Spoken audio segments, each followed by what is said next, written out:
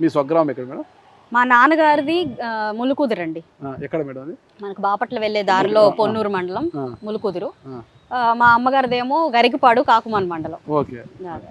అమ్మగారి పేరు, నాన్నగారి పేరు మేడం? అమ్మ పేరు శివకుమారి, నాన్నగారి పేరు శివయ్య. శివయ్య. ఎంతమంది సంతానం వారికి? ముగ్గురం అండి మేము. నేను పెద్ద అమ్మాయిని, నా తర్వాత తమ్ముడు, తర్వాత చెల్లి. వాళ్ళు ఏం చేస్తున్నారు? తమ్ముడు వచ్చేసి బిజినెస్ ఏనండి, రియల్ ఎస్టేట్ అవి ఇవి చూస్తుంటాడు. చెల్లి వచ్చేసి డాక్టర్.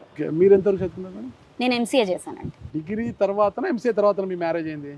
ఎంసీఏ ఫస్ట్ ఇయర్ లో అయిందండి. ఎంసీఏ ఫస్ట్ ఇయర్ లో ఉన్నప్పుడు అంటే మ్యారేజ్ అయినాకే చదువుకున్నాను. ఎక్కడ కలిసారు గల్లా రామచంద్రరావు గారు మీకు? మా ఇంట్లో రెసిడెన్స్, మా క్వార్టర్స్ లోనే కలిసాము. ఇద్దరు ఒకటే విలేజ్ అవడం, ఆయన ఇద్దరు మాది ఒకటే విలేజ్. మా మదర్ది వీళ్ళది సేమ్ గరికపాడండి. సో ఈయన సినిమాటోగ్రఫర్ గా ఉన్నారు కాబట్టి అప్పుడు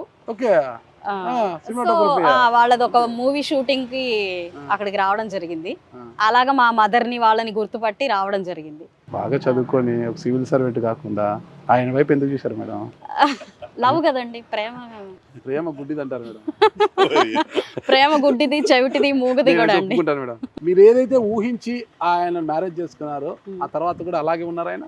టిల్ డేట్ ఇప్పటి వరకు కూడా అదే ప్రేమ. ఇప్పటి వరకు చాలా సంతోషం తల్లి, బాగా చేసుకుంటారు.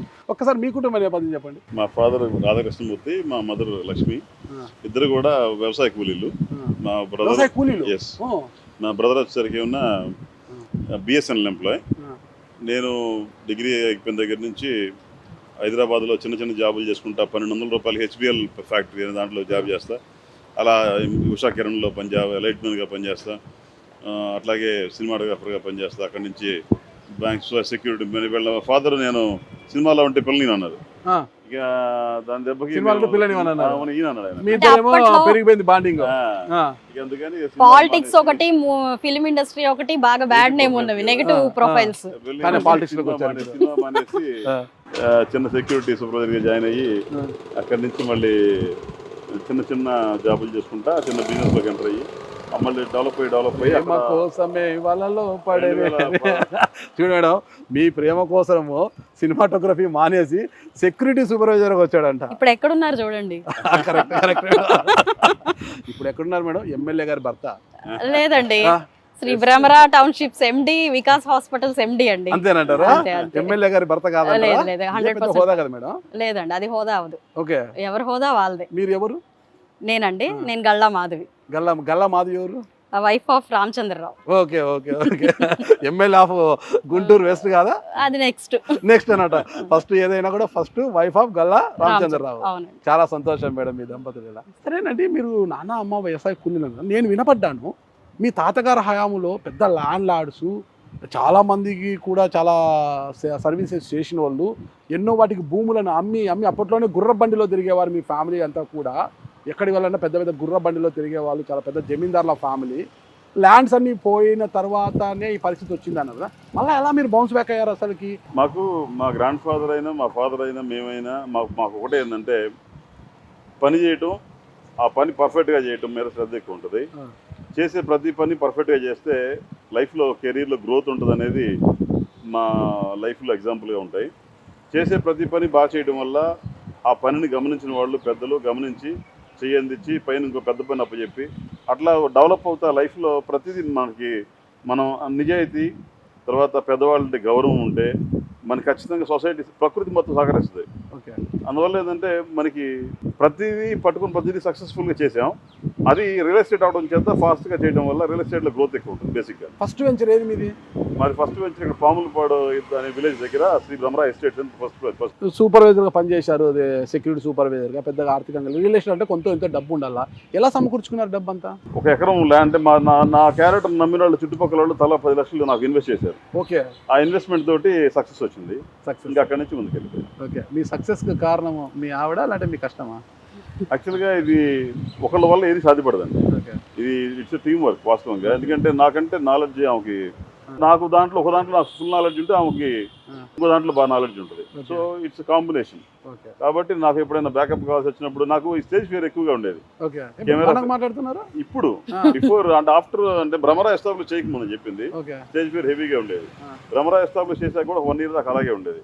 ఎప్పుడైతే మార్కెటింగ్ హ్యాండిల్ చేయడం మొదలు పెట్టానో ఇవాళ 1000 మంది ఉన్నా కూడా బ్రహ్మాండంగా మాట్లాడతా, గంటలు మాట్లాడగలుగుతా. అంటే మీ అదృష్టలక్ష్మి గల్లా మాధవి గారి పేరు పెట్టుకోకుండా భ్రమర పేరు పెట్టి, భ్రమర ఎవరు? మాధవి నా లైఫ్ లోకి వచ్చిన తర్వాతే నా సక్సెస్ స్టార్ట్ అయింది. ఓకే, మరి ఆ సక్సెస్ కి బ్రాండ్ అంబాసిడర్ ఆవిడే కదా. అంటే గల్లా మాధవి అంటే ఏదైనా భగవంతుడి తర్వాతే కదా భ్రమరాంబికాదేవి. శ్రీశైల భ్రమరాంబాదేవి నాకు బాగా ఎలవెలుపు. ఆమె దగ్గరికి వెళ్ళి ఏదైనా మీ కొత్త ప్రాజెక్ట్ లాంచ్ చేయడం కానీ ఏదన్నా ముందు గుడ్ ఆర్ బ్యాడ్ ఆమె దగ్గరికి కూర్చొని ఆమెతో మాట్లాడొస్తాం.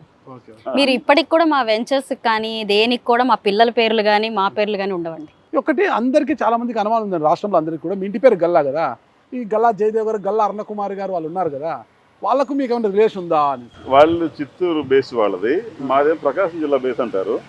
అయితే మేము పుట్టిపోయినది గుంటూరు జిల్లానే.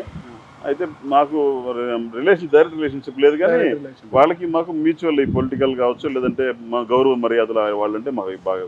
ఓకే మేడం, మీ హస్బెండ్ చాలా కష్టపడి ఎదిగారు, మీరు ఈ స్థాయికి వచ్చారు, మీ కష్టం ఎంతో ఉంది, తర్వాత రాజకీయాల్లోకి వచ్చారు కదా.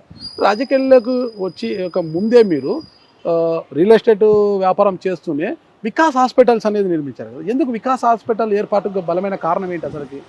యాక్చువల్గా రామచంద్ర ఐడియాలజీ ఎలా ఉంటుంది అంటే అండి, మల్టిపుల్ సెక్టర్స్ లో తను ఎదగాలనుకుంటున్నాడు. మా హస్బెండ్ మల్టిపుల్ సెక్టర్స్ లో ఎదగాలని ఉంటుందండి. ఒక ఎంటర్ప్రెన్యూర్ అవ్వాలని, ఒక బిజినెస్ మ్యాన్ అవ్వాలని, పొలిటికల్ సిస్టమ్ లో ఉండాలని, ఇట్లా రకరకాల అంబిషియస్ పర్సన్ అన్నమాట. సో అదే టైంలో ఇది కాకుండా ఇంకొక ఫీల్డ్, ఈవెన్ హాస్పిటాలిటీ, స్కూల్స్, ఇట్లా చాలా ప్లాన్ చేస్తున్నాం. అయితే ఫస్ట్ మనకి నెక్స్ట్ అనుకున్నది హాస్పిటల్స్ అనుకున్నప్పుడు ఒక సర్వీస్ సెక్టర్ ఉండాలి అన్న ఒక నోషన్ వచ్చింది. అప్పుడే అంటే మీ ఇందాక అన్నారు చూసారా, ఒకటి కోరుకుంటే సరౌండింగ్స్ క్రియేట్ అయిపోతాయని, అదే విధంగా ఆయన అనుకోవడము, అట్లాగే తనకు డాక్టర్స్ టీం ఒకటి ఆయనకి అదవ్వడము, దగ్గర అవ్వడము, వెంటనే వాళ్ళు ఈయన కలిసి కొలాబరేట్ అయ్యి పెట్టేసుకుని ఏదైనా అనుకోవడం ఆలస్యం. ఈయన మీ ఇంట్లో ఎవరు డాక్టర్లు లేరు, మీ చెల్లి డాక్టర్ ఉంది, మీ ఇంట్లో మీ పిల్లలు కానీ ఇంకా ఎవరు అంత స్థాయికి రాలేదు, అసలు హాస్పిటల్ పెడితే ఎలా రన్ చేయగలము, మన ఇంట్లో డాక్టర్స్ కూడా లేరు కదా, మనకున్న పరిజ్ఞానం ఏంటని ఆలోచించలేదు అంటే మీరు భ్రమరాని కూడా అదే అడగచ్చు. భ్రమరా కూడా ఎవరు లేరు, ఫ్యామిలీలో ఎవరు లేరు, బ్యాక్గ్రౌండ్ ఎవరు లేరు అని చెప్పారు కదా మీరు. ఇప్పుడు అమ్మవారే పేరు అమ్మవారు అండి, పేరు అమ్మవారు. నేను అనేది బిజినెస్, అది మాకు టచ్ లేని బిజినెస్, మాకు భ్రమరా టచ్ లేని బిజినెస్, వికాస్ టచ్ లేని బిజినెస్, పొలిటికల్ సిస్టమ్ కూడా టచ్ లేని బిజినెస్. ఎమ్మెల్యే అయ్యారు కదా మీరు, ఇప్పుడు వికాస్ హాస్పిటల్స్ బిజినెస్ సర్వీసా? ఇది బిజినెస్ కమ్ సర్వీస్ అండి. Business come service. సర్వీస్ ఎలా చేస్తారు? బిజినెస్ అయితే మామూలు లేండి చేస్తారు, మోకాళ్ళు నొప్పి అంటే బోడిగుండికి ఎక్స్రే తీస్తుంటారు చాలా మంది డాక్టర్లు. చాలా వరకు రిబేట్ అండి, కంప్లీట్ వాళ్ళ రిబేటెడ్ గానే ఇస్తూ ఉన్నాము. ఎంతో మందికి కార్డ్స్ ఇష్యూ చేసేసాము, పూర్గా ఉన్న వాళ్ళందరికీ, బిలో ఇన్కమ్ లెవెల్ ఉన్న వాళ్ళందరికీ కూడా కార్డ్స్ ఇష్యూ చేయడం జరిగింది. అంటే వాళ్ళకి కంప్లీట్ దాన్ని ఏమంటారు రిబేట్ తో. అండ్ 4,000 మంది పాస్టర్లకి మా హాస్పిటల్ తరపున చాలా నార్మల్ ప్రైసెస్ కి వాళ్ళకి హెల్త్ కార్డ్స్ ఇష్యూ చేసి మేము వాళ్ళందరికీ సర్వీస్ చేస్తున్నాం.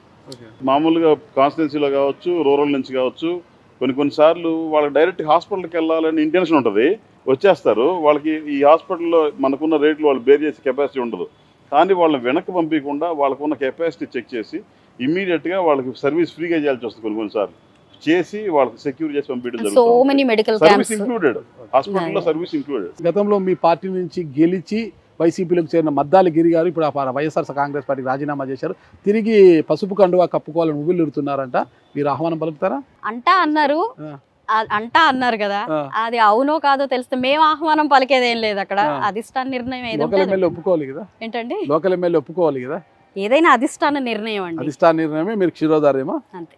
ఓకే, ఫైనల్ గా ప్రజలకు ఏం చెప్పదలుచుకున్నారు మీరు? ప్రజలు గడిచిన 10 ఏళ్లలో చాలా ఇబ్బందులు పడ్డారు, మంచి ప్రభుత్వం వచ్చింది, ఎన్డీఏ కూటమి గెలిచింది, ఒక నిబద్ధత గల నాయకులు వచ్చారు. అయితే కొంచెం సంయమనం పాటించాలి. ఒక్క రోజులో 2 నెలల్లో మీరు అనుకుంటున్నట్టు 100% మార్పు అనేది రాదు. ఈ 5 ఏళ్లలో ఖచ్చితంగా మీరు ఏ కోరికలు అయితే కోరుకొని, ఏ ఆశ అయితే పెట్టుకొని ఎన్డీఏ కూటమిని గెలిపించారో అవి 110% నెరవేరుతాయి. కాబట్టి కొంచెం పేషెన్స్. నెరవేరకపోతే ఏం చేస్తారు? మొన్న నెరవేరకపోతే ఏం జరిగింది? 2029లో పోయి ఓట్లు అడగరా? ప్రజలు అనేవాళ్ళు ఎప్పుడైనా ఏ డెసిషన్ అయినా తీసుకోవడానికి రెడీగా ఉంటారు. మొన్న తీసుకున్నారు, రేపు తీసుకుంటారు, అది వాళ్ళ ఇష్టం, నిర్ణయం వాళ్ళకే ఉంటుంది. భవిష్యత్తులో ఇక్కడ విడుదల రజనీ గారికి ఇక స్థానం ఉండదు అనే విధంగా పాలన ఉంటుందని ఆయన సూచించవచ్చా? ఏ ఇతరత్ర పార్టీకి ఉండదు అంటున్నాను. అక్కడ విడుదల రజనీ కావచ్చు, లేకపోతే ఇంకొకరు కావచ్చు. టీడీపీ ఇది ఏదైతే కంచు కోట అని అంటారో అది కంచు కోటగానే మిగిలిపోతుంది. ఆ కోటకు రాని గల్లా మాధవి గారేనా? అది ప్రజల ఇష్టం. ప్రజల ఇష్టం. సుమన్ టీవీలో మీ పర్సనల్ అండ్ బిజినెస్ ప్రమోషన్స్ కోసం కింది నెంబర్కి కాంటాక్ట్ చేయండి.